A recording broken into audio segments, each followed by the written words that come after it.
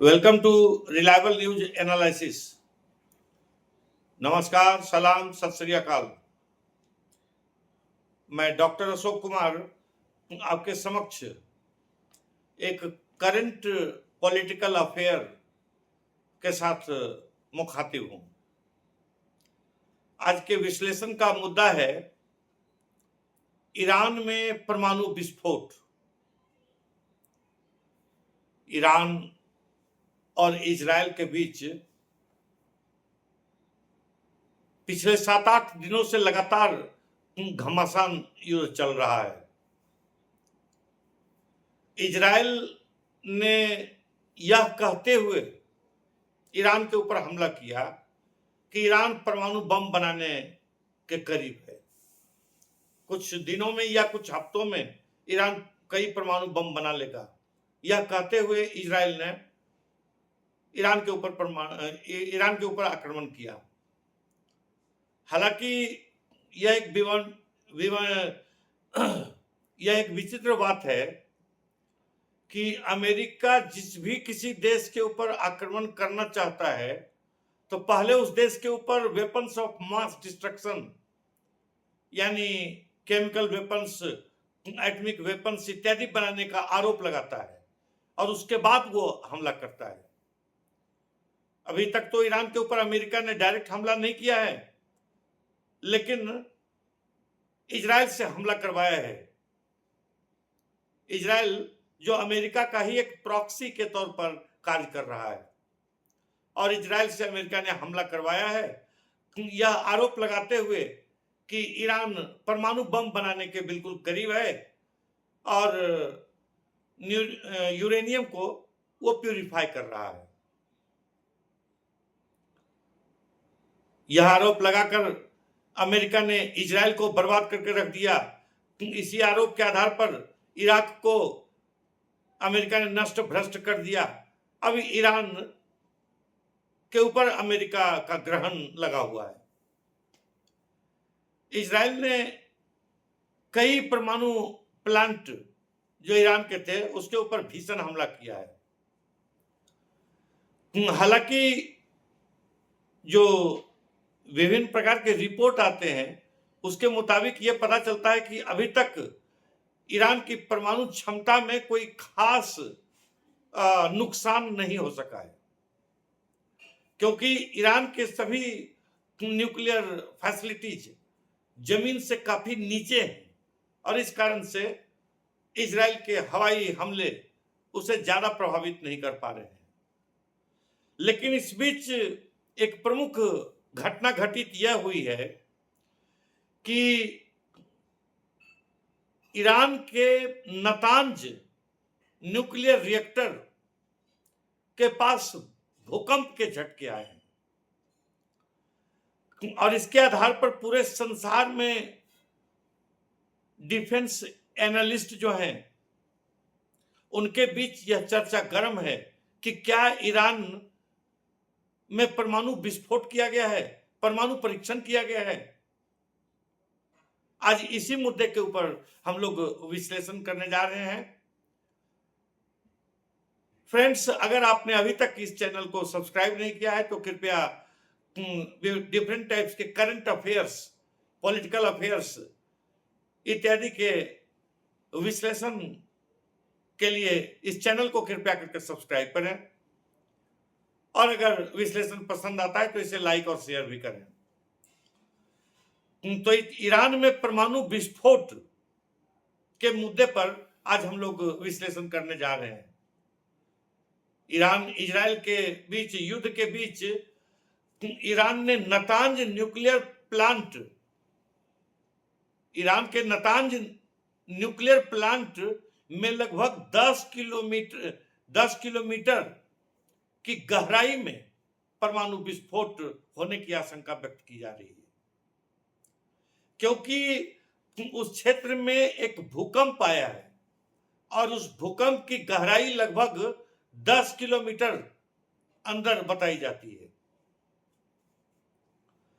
और भूकंप की तीव्रता रिक्टर स्केल पर 5.1 बताई जा रही है।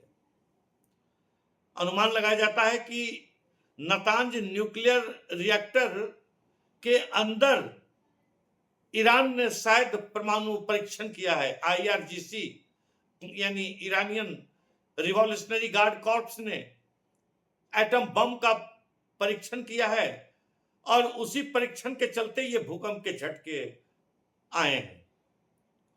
और अनुमान लगाया जाता है कि विस्फोट की तीव्रता इतनी अधिक थी कि आसपास के क्षेत्रों में काफी तेज भूकंप के झटके महसूस किए गए और रिक्टर स्केल पर इसकी तीव्रता 5.1 मापी गई है।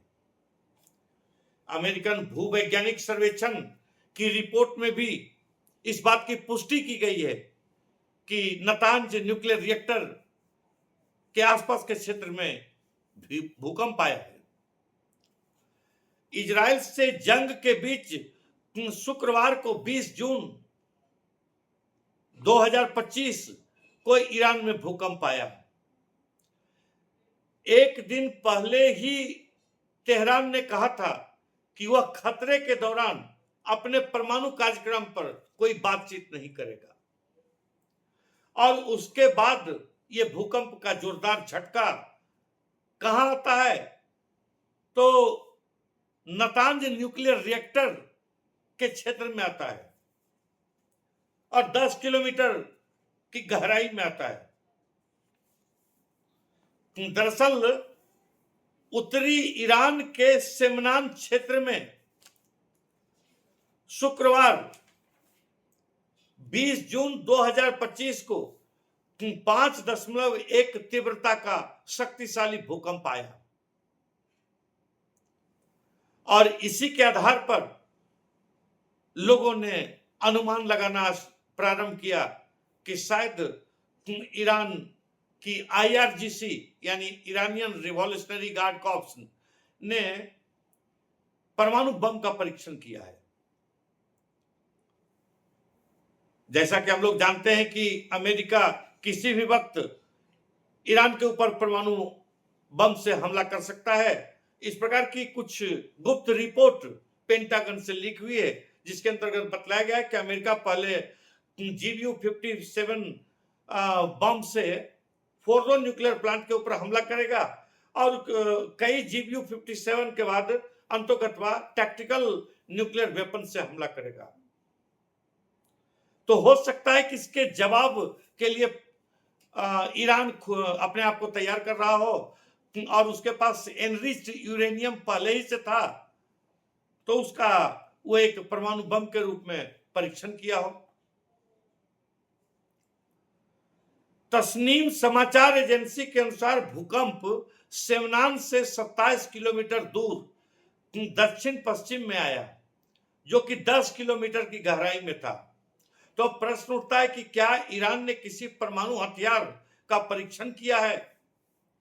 इस भूकंप से यह अटकलें लगनी शुरू हो गई है। इसने नई चिंता पैदा कर दी है क्योंकि यह भूकंप अंतरिक्ष परिसर और मिसाइल परिसर वाले शहर के पास आया है। ईरान की सेना की तरफ से संचालित सेमनान अंतरिक्ष केंद्र और सेमनान मिसाइल परिसर यहीं स्थित है और इसी कारण से परमाणु परीक्षण की शंका व्यक्त की जा रही है। हालांकि ईरान भूकंप के दृष्टिकोण से एक सक्रिय क्षेत्र के अंतर्गत आता है और ईरान में हर साल 2100 भूकंप लगभग आते हैं। ईरानी समाचार एजेंसी इरना ने बताया कि इस भूकंप में कोई हताहत नहीं हुआ है और केवल मामूली क्षति हुई है। ईरान दुनिया के सबसे भूकंपीय रूप से सक्रिय देशों में एक है क्योंकि यह अल्पाइन हिमालयी भूकंपीय बेल्ट के साथ स्थित है जहां अरब और यूरेशियन टेक्टोनिक प्लेटें आपस में मिलती है और इस कारण से अरबियन प्लेट और यूरेशियन प्लेट के टकराने से अक्सर ईरान में भूकंप की स्थिति पैदा होती रहती है।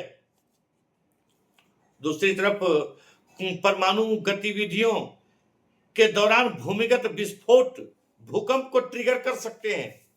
तो इस तरह से ऐसा नहीं कहा जा सकता है कि सिर्फ प्राकृतिक कारणों से ही भूकंप आया हो, क्योंकि यहां परमाणु गतिविधियां काफी तेज है और परमाणु गतिविधियों के कारण भी भूकंप की स्थिति उत्पन्न हो सकती है। हालांकि इजराइल के विदेश मंत्री गिदोन सार ने कहा है कि हमने ईरान के सभी न्यूक्लियर प्लांट्स के ऊपर हमला करके उसको नष्ट भ्रष्ट कर दिया है और ईरान का न्यूक्लियर प्रोग्राम कम से कम 3 साल पीछे चला गया है। अर्थात अब ईरान चाह करके भी एटम बम 3 साल तक कम से कम नहीं बना पाएगा, ऐसा इजराइल का दावा है। लेकिन प्रश्न उठता है कि एक तरफ इजराइल और अमेरिका में भी FBI की हेड तुलसी गवार्ड ने माना था कि ईरान के पास परमाणु बम की क्षमता नहीं है।